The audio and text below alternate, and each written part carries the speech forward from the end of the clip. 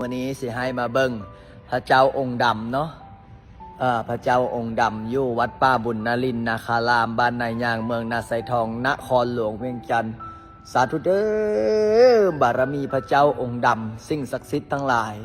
เปิดโชคเปิดลาภเปิดวาสนาเปิดบารมีเปิดดวงสตาร์เศรษฐีเปิดดวงการเงินการงานให้ออกให้ตนญาติโยมขอให้มีความสุขขอให้มีความเจริญสุขกายสบายใจมีโชคมีลาภมีสุขภาพแข็งแรงหายเจ็บแข้งเจ็บขาเจ็บหลังเจ็บเอวเบาหวานความดันไขมันเส้นเลือดตีบอย่าได้มาใกล้ให้มีแต่โชคให้มีแต่ใสให้เฮงให้รวยให้ปังให้ได้เป็นเศรษฐีหมดหนี้หมดสินเด้อสาธุพิเศษเนาะมื้อวันที่1มีนาหรือว่ามื้อวันที่1เดือน3มาก็สิมีพิธีสมโภชพระเจ้าองค์ดำนี่ละก็สิมีพิธีสมโภชเพิ่นนี่ละ5 โมงแรงเนี่ยมีพระป้าแล้วก็6 โมงก็สิมีพิธีสูตรปริตะมงคลแล้วก็8 โมงกลางคืนก็สิมีพิธี